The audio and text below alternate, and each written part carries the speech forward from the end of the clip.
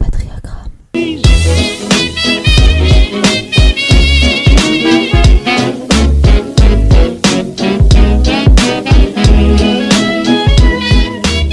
Bienvenue dans Patriargramme, le podcast qui met le feu au patriarcat. Ici on parlera d'art, de littérature, de femmes inspirantes et bien plus encore.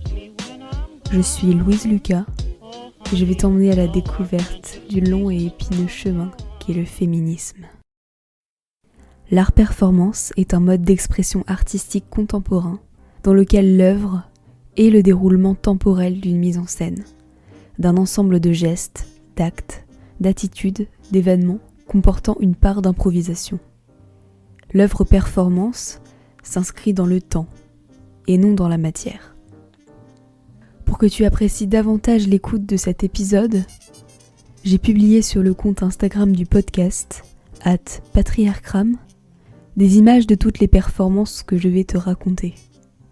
Tu pourras, si tu le souhaites, les regarder en même temps ou alors te laisser porter par ma voix et les imaginer.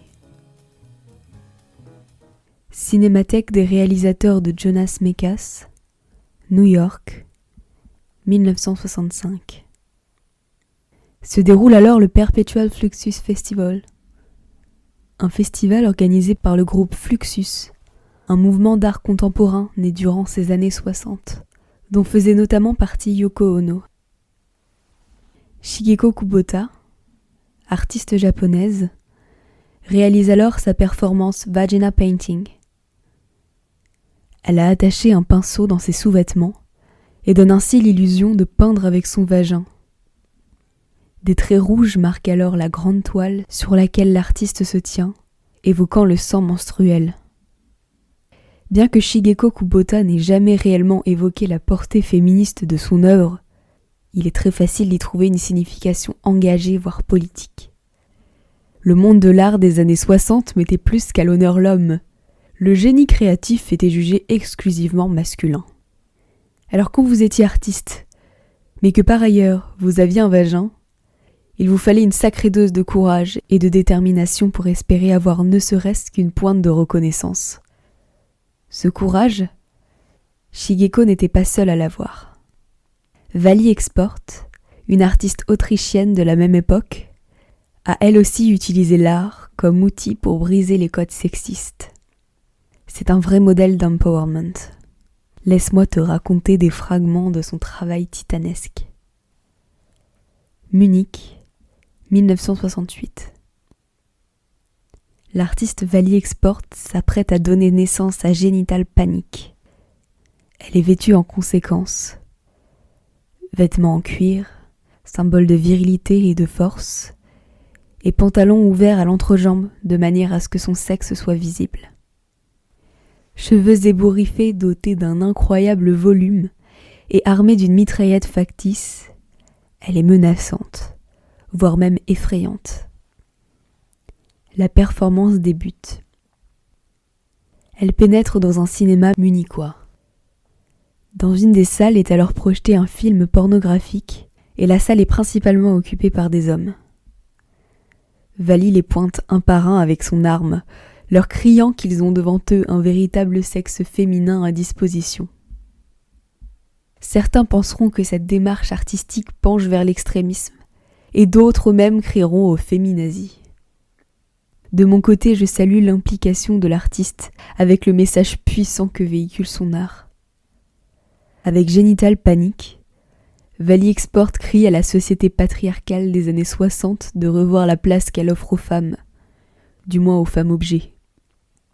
Elle remet aussi en question la construction du genre féminin et masculin et cherche alors à casser les codes sociologiques.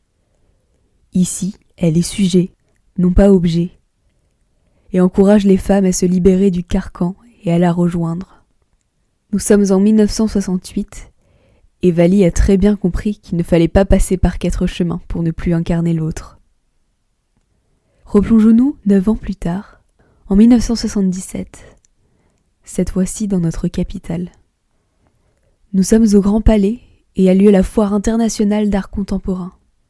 C'est le lieu qu'a choisi Orlan, artiste française, pour performer le baiser de l'artiste. Elle est assise derrière une photographie grandeur nature de son buste nu, agrémentée d'écriture. Introduire 5 francs, le baiser de l'artiste, merci. On l'entend nous interpeller. Approchez, approchez, venez sur mon piédestal, celui des mythes, la mère, la pute, l'artiste, un vrai baiser d'artiste. Mi-femme, mi-guichet automatique bancaire, elle se tient sur une estrade noire et offre ses baisers à ceux qui lui laissent une pièce.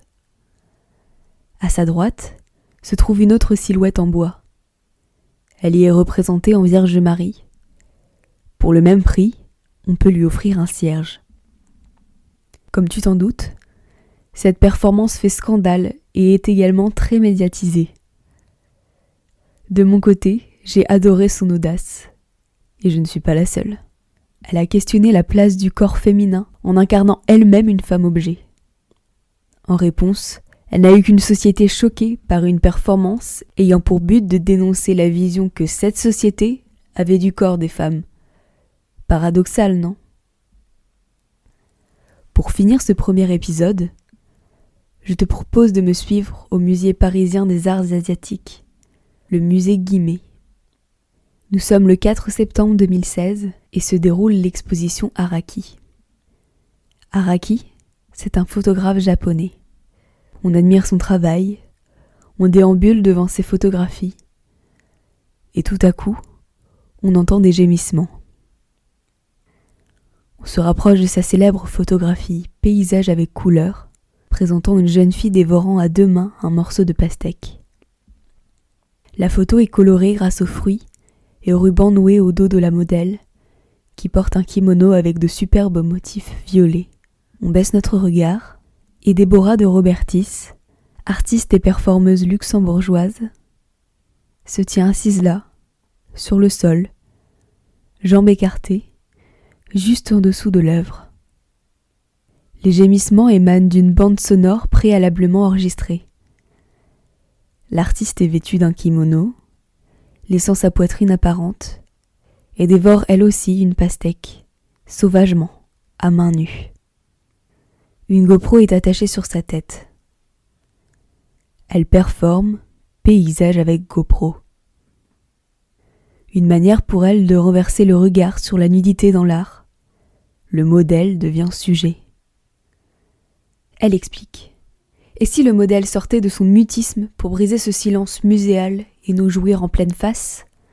Il y a une dimension viscérale dans la photo que j'ai choisie. Comme si le modèle se délectait de son intestin, surprise dans sa chambre et heureuse d'être surprise dans sa monstruosité. Dans ma réinterprétation de l'œuvre, la pastèque évoque le sexe féminin, mon sexe que je fais juter et que je dévore jusqu'à l'extase en filmant le spectateur. Une œuvre finalement assez cohérente avec le travail d'Araki, partisan du bondage, photographiant de nombreuses femmes nues, souvent attachées, et des orchidées évoquant le sexe féminin. Je crois que Déborah de Robertis mériterait un épisode à elle toute seule, tant son travail osé appelle la curiosité.